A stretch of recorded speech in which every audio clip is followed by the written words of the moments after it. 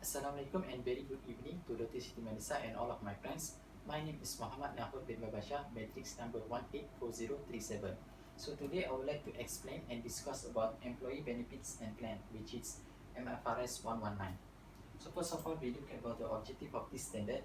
This standard prescribes a liability when an employee has provided services in exchange for employee benefits to be paid in the future, and an expenses when the entity consumes the economic benefits arising from services provided by an employee in exchange for employee benefits. So entity will recognize as an liability when they haven't made the payment to the employee.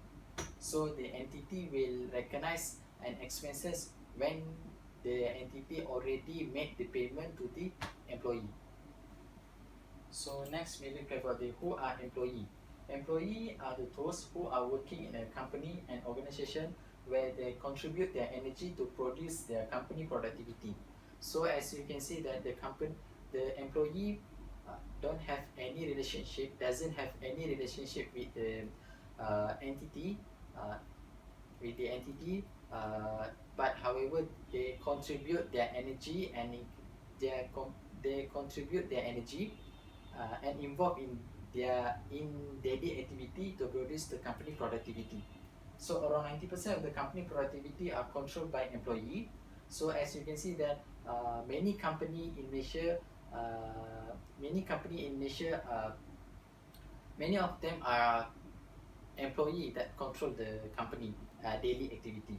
So without employee, company will not grow and develop. So this is the main important that the employee. Who are employee? Who are employer? Employee are the owner of the company where the responsibility to handle the company structure and decide in decision making. So employer are the where they give a direction to the employee to doing what work that need to do by the employee. So they also involved in decision making, what the decision made by the employee and employer, and the employee must follow the instruction that given by employer. So the employee also responsibility to take care of the employee and understand the employee situation and feeling. So employees are why employees are important. Employees are important because they contribute company productivity. As I mentioned already, the daily activity of the company involved by employee. So they also handle the company management system. For example, like a manager who manage the company system. Manager also as an employee for the company. So run the company properly, develop the company growth. As you can see that the main development of the company is depends on the employee. So they also produce the better company structure. So we can see the organization chart and who is the employee. Employee is the main contributor to the company growth. So next we look about the what is the employee benefits. Employee benefits the reward that received by the employee because of the contribute their energy to produce the company productivity and giving service to the company. As I mentioned already, the employee don't have any relationship with the company. So however, they contribute their energy and involve the daily activity to produce the company productivity. As a reward, the employer will give a benefit to the employee to increase their motivation and give the satisfaction for them to because of they involved in daily activity and giving a increase the growth of the company productivity and the development. So the example of the employee benefit is salary, wages, medical insurance, and annual leave. So type of employee benefits. According to standard MFRS 119, there are four types of the benefit, which is short-term benefits, post-employment benefits, other long-term employee benefits, and termination benefits. So the short-term benefit is settled within and before 12 months after the end of the reporting period. For example, like a salary, annual leave, paid sick leave, profit sharing bonuses. So post-employee benefit are paid after the completion of the employment and other than termination benefit. This is because the employer will provide the post-employment benefit is because of they give that benefit after the retirement of the employee because of their loyalty, and long service that given by the employee to the company. So the other long-term employee benefit is other than short-term post-employment. So the example for employee benefit is pension, retirement bonuses, post-employment medical care. So other long-term employee benefits is other than short-term post-employment and termination benefit is other than from short-term post-employment and termination. So termination benefit is resulting of terminating employment before their retirement. For example, example of long-term employment benefit is long service leave, anniversary bonuses. The termination benefits resulting of terminating employment before retirement. For example, bonuses accepting termination voluntary. So the accounting treatment will be short-term benefit is really easy, debit expenses of asset and credit liability or cash. So asset because of the employee services it turned to cost of conversion. So the post-employment benefits consists of defined contribution benefit and defined benefit plans. So for the defined contribution plan, where the entity contribute fund the employee in the future to the employee in the future. The accounting treatment is debit expenses, credit liability. So the best example that we can use as a contribute as a defined contribution plan is in Malaysia is KWSP. KWSP is the famous defined contribution plan. So defined the equity treatment is debit expenses credit liability is similar to the short-term benefits. Defined benefit plan where the entity give a benefit that already agreed with the employee before appointed. So they already make a contract between employer and employee. For example, like they make your benefit after retirement will be your salary, yearly salary multiplied by how long that you're giving service in the entity, in the company. So so if the employee agree, they will make a contract such like that. So the accounting treatment is accrued some expenses every year according of employee services. It depends on the service that given by employee. So defined benefit plan is the one of the complex in their accounting treatment and recognition. So first of all, we need to know the present value of defined benefit obligation. So present value of defined benefit obligation is the expected future payment required to settle the obligation resulting from employee services in current and prior year. For example, like when the for example, like the salary that earned by the employee now, what is the present value? For example, we can see the difference between the previous year and current year. So the current year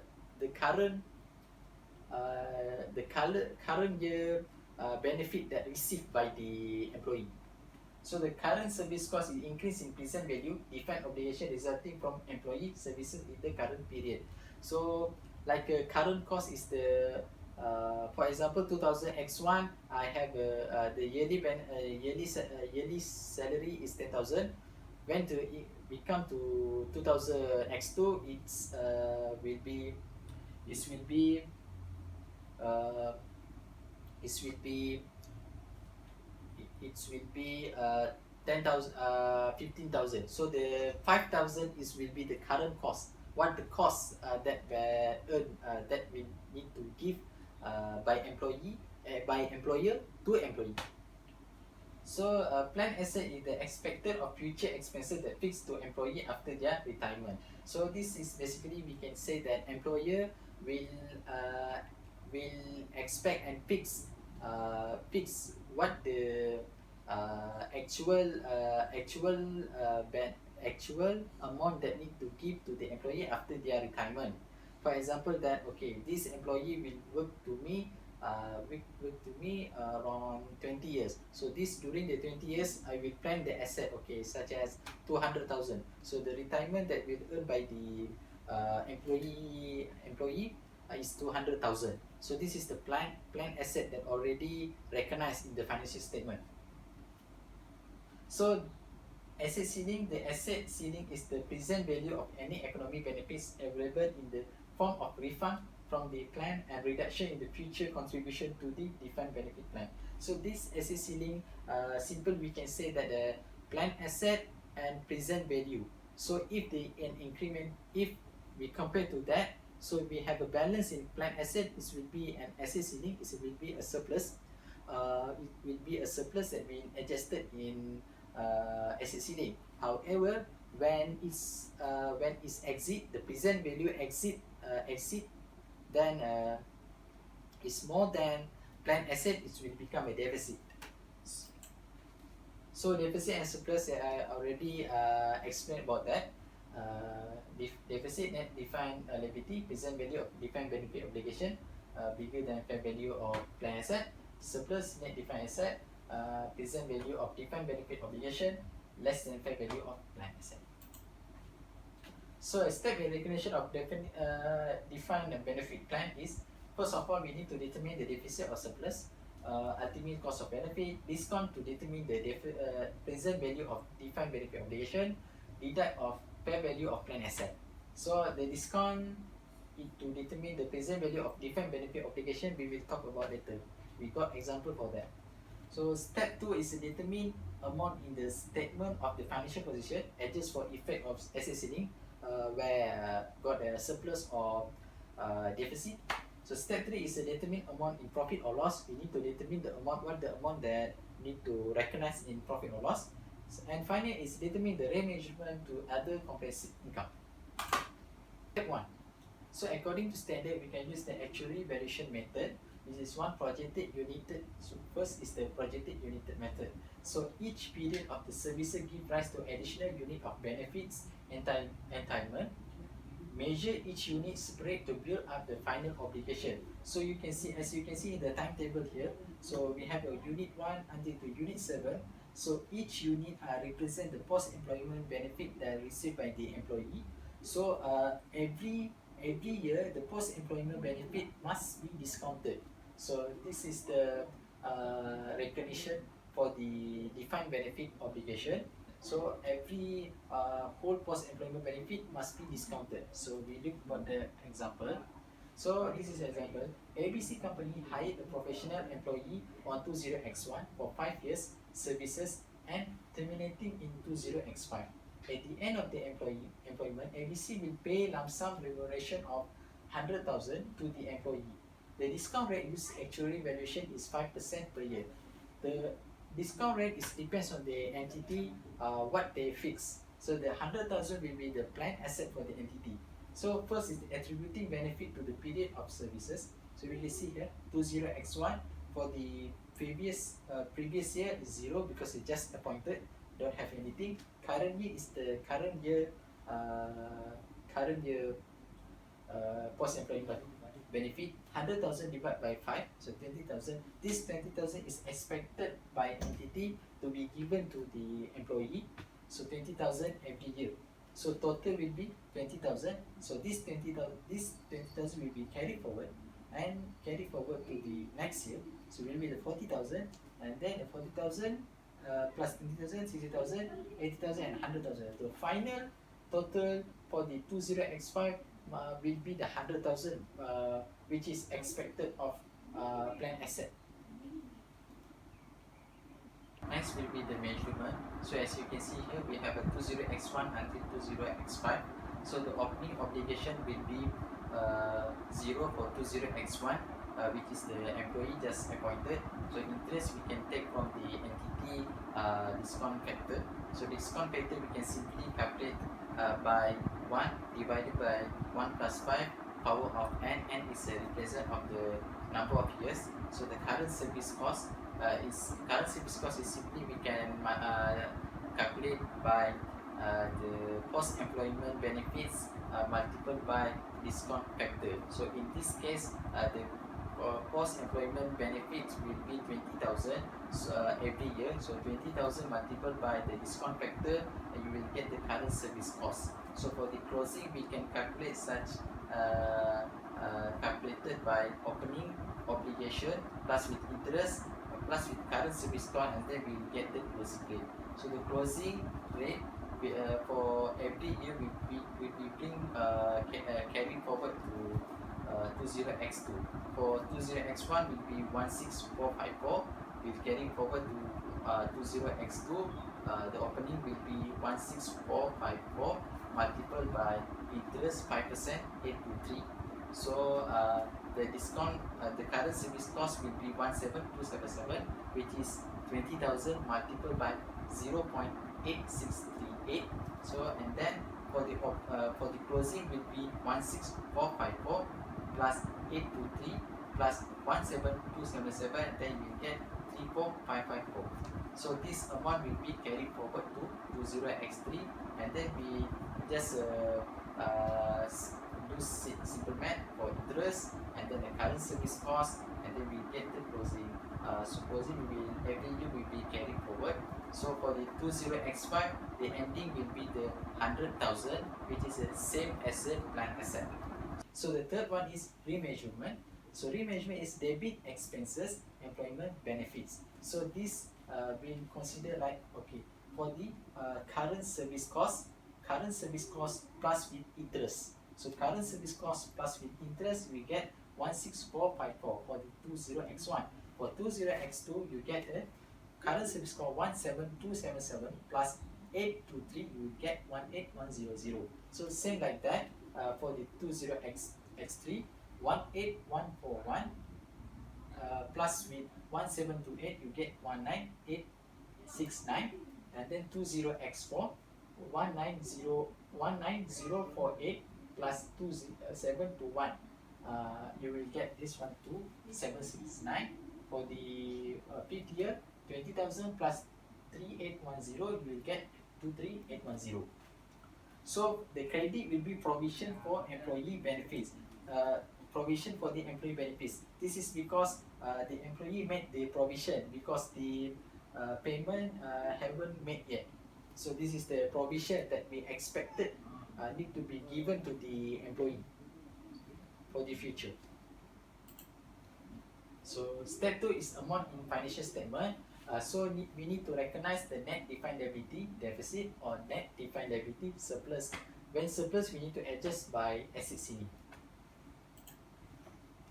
So step 3, amount in profit or loss. So we need to recognize the current service cost that incurred. So then we need to recognize the any past services cost that will give to the employee. Third is any gain or loss on settlement.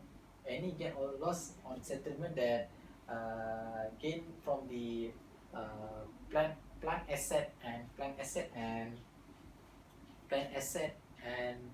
present defined benefit obligation. So fourth is net interest on the defined benefit liability and or asset. So this also we need to recognize in amount in profit or loss statement. What is the net interest on the defined benefit liability or asset? Is that the liability or asset? It depends. So step 4 is remeasurement in other comprehensive income. So we need to remeasure the actuarial gain and losses that incurred. Then we need to return on plant asset less amounting included in the net interest, and then we need to change in effect of the asset ceiling. So this type of we need to recognize these 3 items. We need to remeasure in other comprehensive income for defined benefit obligation, defined benefit plan obligation. So third is other long-term benefit. Other long-term benefit, we can simply need to recognize in to profit or loss or asset. It depends. We need to add the service cost plus net interest defined benefit liability plus defined benefit liability. So these 3 need to plus, and then we need to recognize to the profit or loss asset. So for determination benefit is recognition early of entity can longer withdraw the offer of those benefits, So entity recognize cost of the restructuring, including the termination benefits, uh, if if enhancement to post-employment benefit as a post-employment benefits. So when the settlement within 12 months is short-term benefit employee benefits, when not only settled within the 12 months, other long-term benefits. So it depends what the termination benefit that give by the employer to employee. So if they give a similar such as a short-term benefit, is recognized as a short-term benefit. It's similar to the post-employment benefit, meaning to recognize as post-employment benefit. If similar to other long-term benefit, is we need to recognize other long-term benefit. It's like that. Right. So, so that's all from me. Thank you.